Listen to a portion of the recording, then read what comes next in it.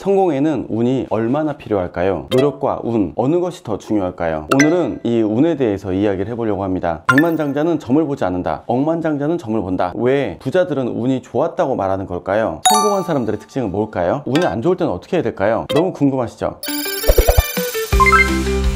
성공에는 운이 얼마나 필요할까요? 노력과 운, 어느 것이 더 중요할까요? 오늘은 이 운에 대해서 이야기를 해보려고 합니다. 운이 정말 있을까? 그렇다면 좋은 운의 시기는? 나쁜 때는? 대운에서 어떤 일이 일어날까? 등에 대해서요. 운빨의 성공학을 연구해서 이고노벨 경제학상을 수상한 연구팀이 있습니다. 이고노벨상은 미국 하버드대 과학 잡지가 1991년에 제정한 상인데요. 일반인들이 과학에 관심을 갖게 유도하기 위해서 만들어졌다고 합니다. 괴짜들의 노벨상이라고 불리는 이고노벨상을 수상한 팀은 이탈리아의 카타네아드 연구진이었습니다. 이들은 성공에 대한 재능과 운의 중요성을 계량적 연구를 통해 분석했다는데요. 신기하죠? 연구 결과에 따르면 출중한 재능이 있어도 사회의 정점에 이르는 비율이 생각보다 적었고, 큰 성공을 이루는 사람들은 주로 높은 지능이나 많은 재능보다 운이 좋은 사람들이었다는 결론을 내렸습니다. 성공의 근간은 재능과 의지가 아닌 운의 영향을 크게 받는다는 걸 입증하고 강조해준 셈이죠. 어떠신가요? 운에 대한 나의 태도를 바꾼 마음이 조금 드시나요? 성공한 억만장자들이 인터뷰를 하면 다 이렇게 얘기를 합니다. 제 성공 비결은 운이었어요.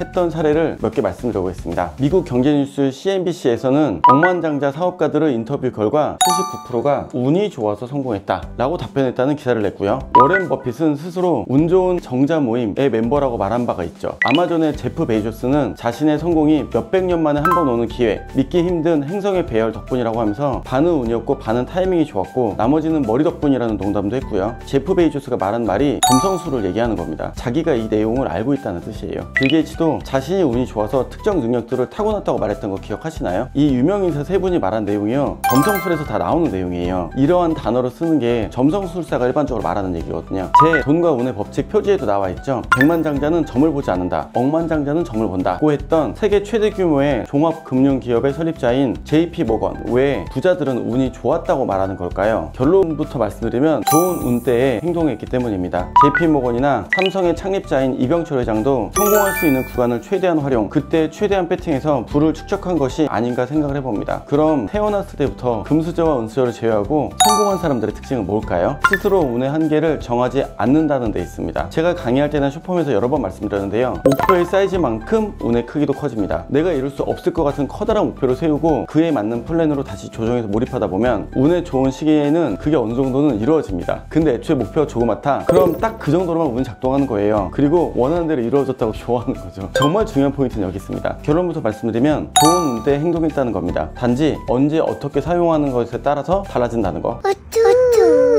돈 버는 때가 있다, 저의 슬로건이자 제가 여러분들께 항상 강조하는 말이죠. 그런데 여러분들이 착각하거나 잘못 알고 믿고 계시는 사실이 있어요. 각자에게 다가오는 운의 총량이 정해져 있다? 사실은 전혀 다릅니다. 재벌가분들이나 잘 되신 형님들 많이 봤잖아요. 아주 똑같습니다. 운의 총량은 정해져 있지 않고요, 그 폭발력은 사람마다 정말 다릅니다. 양궁에서 정가운들을 딱 명중시키듯 내 운의 최적의 시점에 딱 맞춰서 노력을 집중하면 그 결과가 어마어마해집니다. 이런 분들 있으시잖아요. 갑자기 예상하지 못하게 잘 되는데 그 수준의 끝이 어디인지 계속 올라가는 사람들과 사업이 있죠. 그렇기 때문에 운이 좋을 때 내 안의 모든 에너지와 노력을 초집중해서 기회를 최대한 활용해야 되는 겁니다. 항상 가슴속에 지금 내가 쏠 수 있는 총알은 한 발이고 이 시기가 지금밖에 없다 라는 마음으로 임해야 됩니다. 제가 그렇게 그 운을 잡겠다고 열심히 살고 있는 겁니다. 좋은 운때가 정말 중요하다고 말씀드린 것처럼 운의 흐름이란 것이 있습니다. 부자도 망할 수 있고 가난한 사람도 부자가 될 수 있는 것이 운의 타이밍입니다. 이 흐름을 미리 알면 성공의 시기를 포착하는 게 훨씬 유리하겠죠? 그래서 운의 흐름을 아는 것이 정말 중요합니다. 운의 흐름에 맞춰 행동하면 기회를 얻을 땐 더 크게, 손해를 볼 때는 조금 덜 볼 수 있는 장점이 있습니다. 본인의 사주팔자를 통해서 내가 언제 판단하고 행동할지 가늠하면 아무래도 삶이 조금 편해집니다. 내 손에서 이런 거를 해결할 수 있는 도구를 하나 더 들고 있으니까요. 그렇다면 내가 좋은 운이 왔다, 어떤 일이 일어날까요? 대부분 저는 내년에 어떤 좋은 일이 일어날까요? 이렇게 물어보시는데요, 절대 그런 일이 일어나지 않습니다. 복권을 안 샀는데 어떻게 복권이 당첨이 되겠어요? 결혼운이 왔지만 집 밖에 안 나가고 엄마 아빠만 만나는데 어떻게 남자가 나타나겠어요? 합격운이 있는데 시험 공부를 안 하면 어떻게 합격이 되겠어요? 큰 제목복이 있어도 돈 벌 시도를 하지 않으면 그냥 지나가게 되죠. 내 운때에 맞춰서 노력과 시도를 하며 기다려야 됩니다. 저는 22년도에 사업은 부동산운이 있다는 걸 알고 21년도부터 기존에 갖고 있던 부동산 물건들을 소소하게 정리하며 성금을 모았고 좋은 사업 아이템이 있는지 귀 기울이고 많은 사람을 만났습니다. 주변 사람들에게도 미리 도움 요청을 해놨고요. 그 덕에 저에게 좋은 연월에 맞춰서 22년 6월에 좋은 귀인과 물건을 만나 생전해보지 않던 모텔 숙박업을 시작해서 사업 사업을 드디어 시작할 수 있었죠. 내게 좋은 운이 왔다. 그럼 어떤 일이 일어날까요? 여기서 잠깐 여러분들이 흔히 착각하시는 게 있어서 하나 말씀드릴게요. 길운과 대운은 서로 다른 뜻입니다. 길운은 말 그대로 좋은 운, 대길 이렇게 얘기하고요. 대운은 10년 간격으로 사람의 인생에 큰 영향을 미치는 운의 사주의 구간을 의미합니다. 대운은 엄청 그레이트 엑셀런트 좋은 운이 아니고 하나의 큰 마디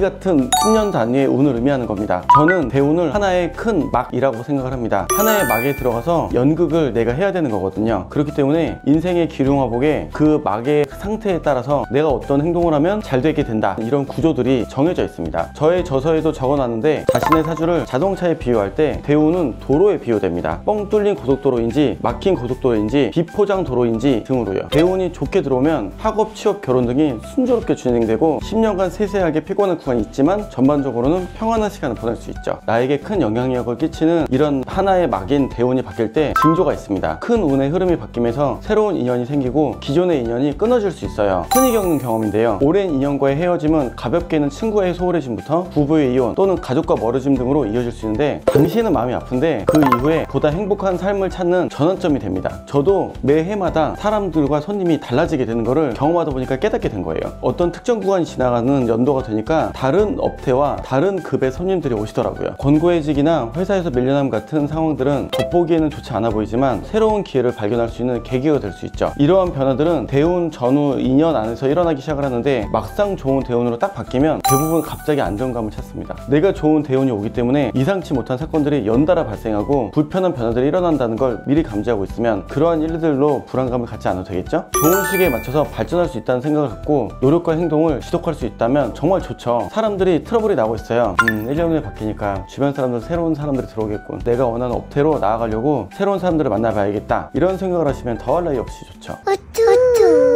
운이 좋을 때는 미리 준비하고 노력하다가 풀베팅하는 것까지는 알겠는데 그럼 운이 안 좋을 때는 어떻게 해야 될까요? 너무 궁금하시죠? 운이 풀리지 않는 구간에서는 새로운 일을 시작하지 않는 대신 현재 가지고 있는 것을 지키는 데 집중하시라고 조언 드립니다. 하지만 황금우치 이론으로 권장은 이런 때가 우리가 취미를 즐기고 나를 충전하는 시간입니다. 나쁜 운에 가장 하기 좋은 게 뭘까요? 그동안 돈이 안 되지만 하고 싶었던 거, 치즈케이크 만들기, 아니면은 십자수하기, 제주도 한 달 살기, 이런 거 하는 지혜가 필요합니다. 굉장히 리프레시된 마인드와 충전할 수 있으니까요. 호사다마라는 말처럼 좋은 운도 나쁜 운도 영원하지 않습니다. 운은 계속 움직이며 바뀌는 것이 있기 때문에 상황에 맞게 대응하는 현명함이 필요합니다.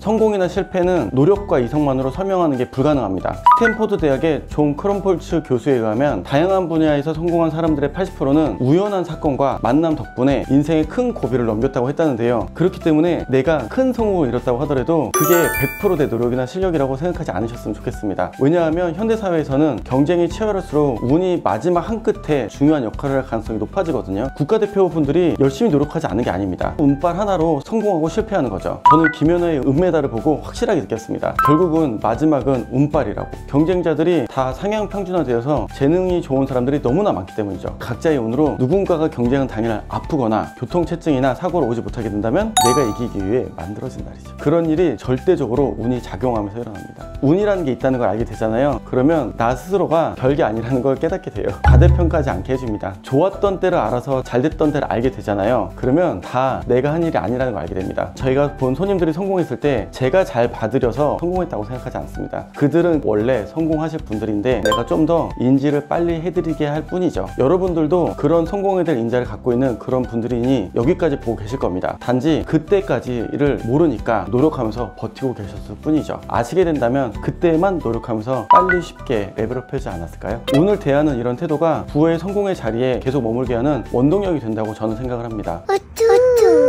오늘 운의 영향력, 기운, 대운, 운이 좋아지는 징조에 대해 알아봤는데 항상 좋은 운에는 레벨업하기 위해 열심히 사시고 나쁜 운 때에는 나의 행복과 가족들과의 힐링하시는 시간 만드시길 기원드리겠습니다. 이것이 인생이 완벽한 길 아닌가요? 도움이 되셨다면 구독, 좋아요, 알림 설정 부탁드리겠습니다.